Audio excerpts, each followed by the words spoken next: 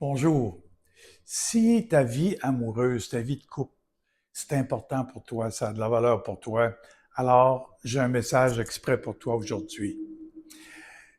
Quand on y pense un petit peu, la majorité des souffrances psychologiques qui viennent des vies, des expériences amoureuses ou des vies de couple, les souffrances psychologiques viennent des idées qu'on se fait sur l'amour. Prenez par exemple le doute, l'anxiété, est-ce que c'est la bonne personne? Est-ce que mes sentiments, c'est vraiment de l'amour? Si c'est pas de l'amour, est-ce que les sentiments de l'autre sont de l'amour? Alors, vous voyez, on ignore ce qu'est l'amour, on se pose des questions.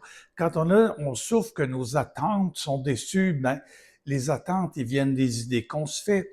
Quand on a des déceptions après des ruptures ou que l'amour s'en va, on se dit, mais pourtant, je pensais bien que c'était ça.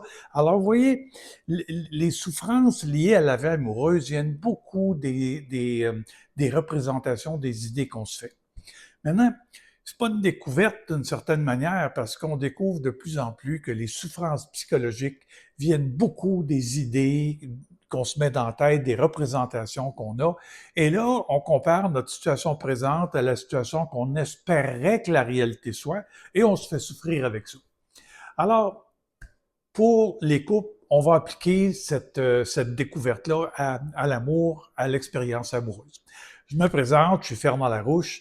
J'ai derrière la cravate 30 ans d'expérience de thérapie conjugale auprès des couples, d'expérience professionnelle. J'ai été thérapeute conjugale et familiale, psychothérapeute, et j'en ai vu des impasses, des souffrances amoureuses, puis des vies de couple qui avaient des difficultés à toutes les étapes de la vie du couple, que ce soit au niveau de la romance, au niveau de quand on s'établit, on a des enfants, on se marie, et puis que là, les agendas de la vie moderne grugent toutes nos énergies, il ne nous reste plus rien pour l'amour. Au milieu de la vie, les questions qu'on se pose, rendu à un âge avancé, la retraite, est-ce qu'on est dans bonne relation? Qu'est-ce qu'on va faire avec notre relation?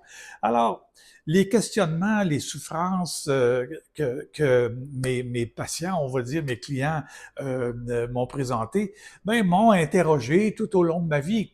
Et j'ai essayé de répondre du mieux que je pouvais avec les connaissances psychologiques que j'avais. J'ai fait le tour de la psychologie en langue française, en langue anglaise, et puis j'appliquais ça dans mes thérapies. Mais il me semblait que il me manquait quelque chose, il me manquait les neurosciences, c'est-à-dire de mieux connaître le fonctionnement du cerveau pour savoir comment ça se fait qu'on croit tant à toutes sortes d'idées qui nous font souffrir, et la pleine conscience, cette autre dimension de nous qui est plus, on va dire, spirituelle, transcendante, et que les grandes sagesses d'Orient, ça vient du bouddhisme,